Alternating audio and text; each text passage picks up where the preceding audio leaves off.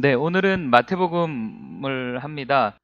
우리가 이 성경을 대할 때 이제 주의해야 될 것 중에 하나가 마태복음 하면 마태가 쓴 성경 이렇게만 생각하세요. 이게 사실 초등학교 아이들한테 가리키는 방법인데 그래서 거기서 벗어나질 못합니다. 왜냐하면 우리는 성경 말씀 읽기도 바쁜데 이게 어떻게 기록되었고 어떻게 전승되었고 어떻게 형성되었는지까지 따지면 너무 복잡하기 때문에 그런데 이걸 아셔야 이 복음서를 조금 더 정확하게 이해할 수 있어요. 그래서 제가 요거를 오늘 간단하게 이야기를 좀 드릴게요.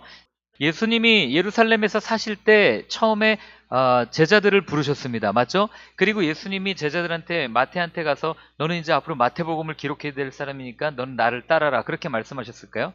아니죠. 근데 너는 나를 따라라 하고 예수님을 따랐습니다. 그리고 세리 마태가 예수님을 따랐어요.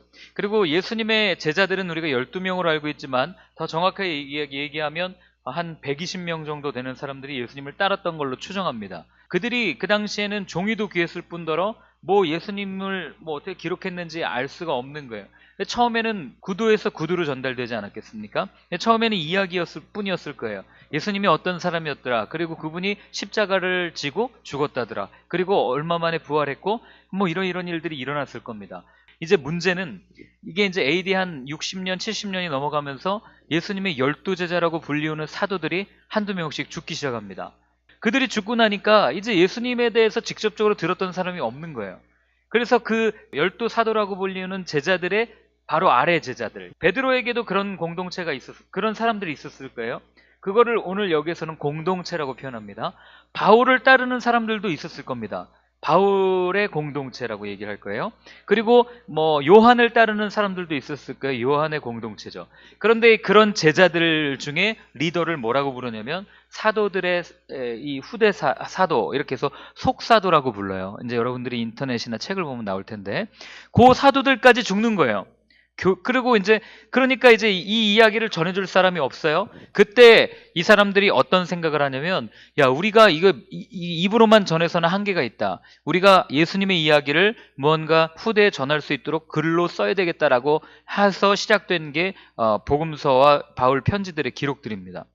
자, 예수님이 갈릴리를 중심으로 사역을 하셨죠. 그래서 갈릴리에는 예수님을 따르는 추종자들이 생겨났습니다. 그런 사람들이 모인 것을 갈릴리 신앙 공동체라고 그래요. 예수님이 십자가에 달리셨을 때는 다 도망갔지만 그러나 부활하신 후에 제자들을 만났고 제자들만 만났겠습니까? 나중에 바울이 얘기하잖아요. 그 외에 수백 명에게 나타나셨더라. 그 사람들이 주축이 돼가지고 예루살렘이라고 하는 그 갈릴리라고 하는 곳에 예수님의 말씀을 직접 들었던 사람들에 의해서 신앙 공동체가 형성되고 이 신앙 공동체가 어떻게 이어지냐면 이제 후대를 거쳐서 유대인들 중심으로 이루어지는 회당 중심의 예수 공동체가 생겨나기 시작합니다. 오늘날로 얘기하면 회당 중심의 교회들이 생겨난 거예요. 그게 팔레스틴계 신앙 공동체라고 부릅니다. 이 예루살렘 교회에 문제가 터지는데 어떤 문제가 터지냐면 이 히브리파 유대인들, 예루살렘 땅에 살고 있던 유대인들과 이 절기 때 들어왔던 바벨론 때 흩어졌던 디아스포라 유대인들이 복음을 받고 예루살렘에 와 있을 거 아니에요? 이 사람들이 교회 공동체를 형성하면서 계속 끊임없이 부딪힙니다.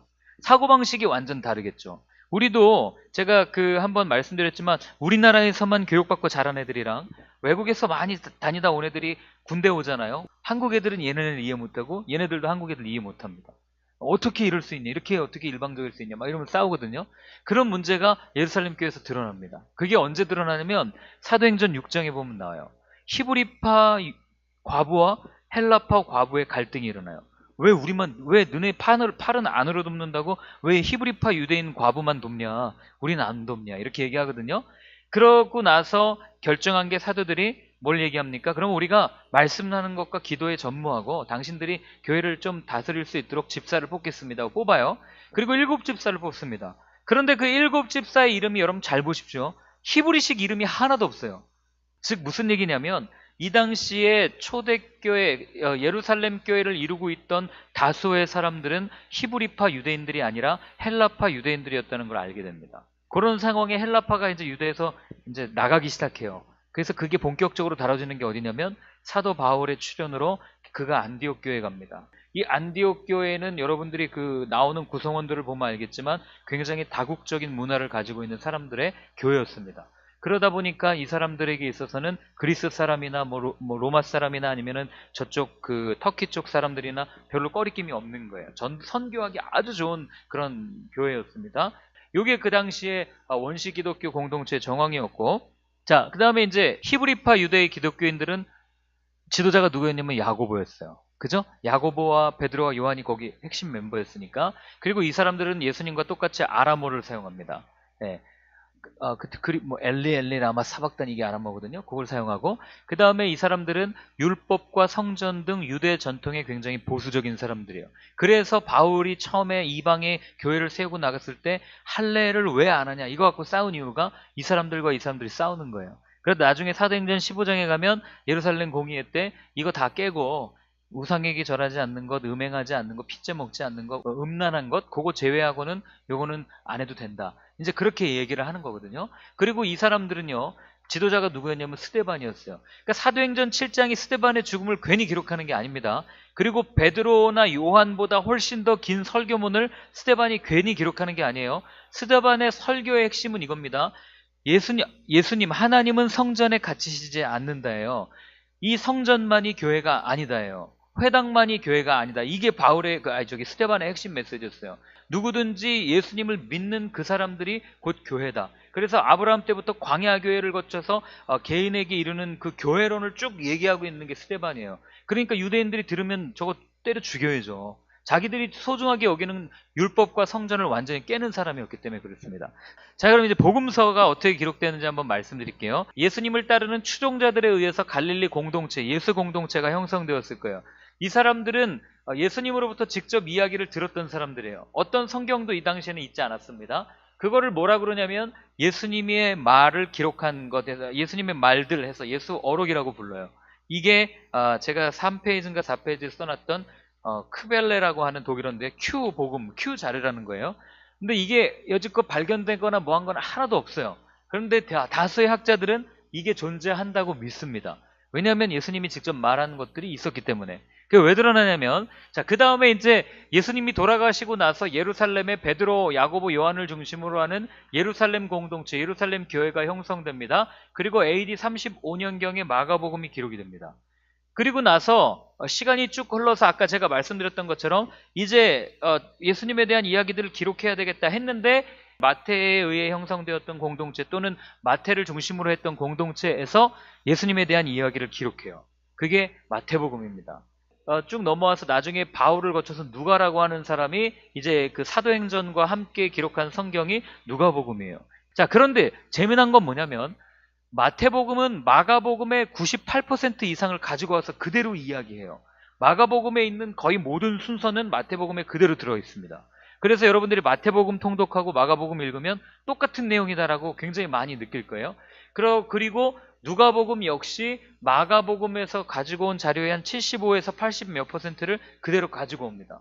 그런데 중요한 건 그럼 마태가 보는 독특한 예수님에 대한 이야기가 있으니까 마태만 가지고 있는 내용이 있겠죠. 누가가 해석하는 예수님에 대한 독특한 자기만의 관점이 있으니까 누가만 기록하고 있는 예수님의 기적이나 예수님의 뭐 여러 가지 일들이 있지 않겠습니까?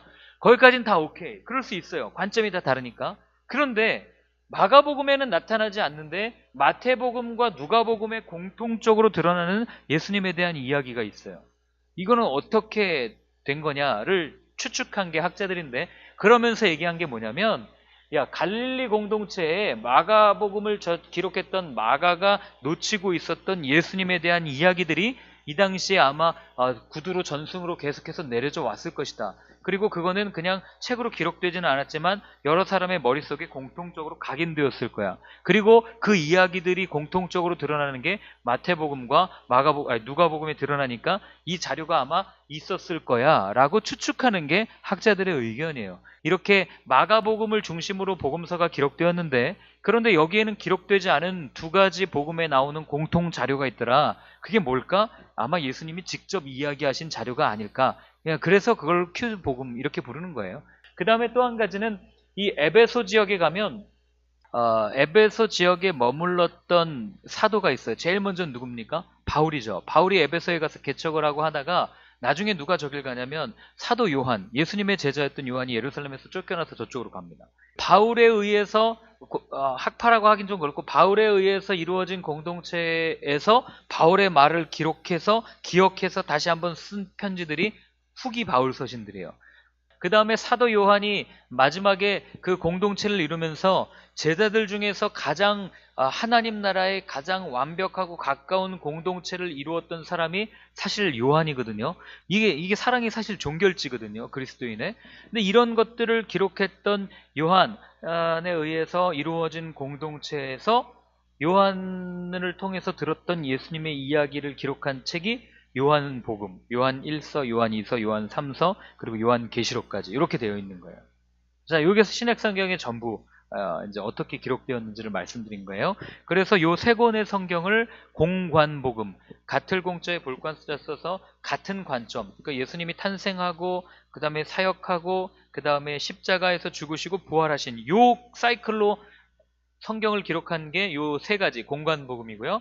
그 다음에 요한복음은 관점 자체가 완전히 달라요. 왜냐하면 여기 보면 요한문서가 AD 90년에서 110년경에 기록됐다고 그랬는데 이 마태복음, 누가복음이 기록된 이후에 이때에 사방에 수없이 많은 그리스도인 공동체들이 막 생겨나기 시작해요.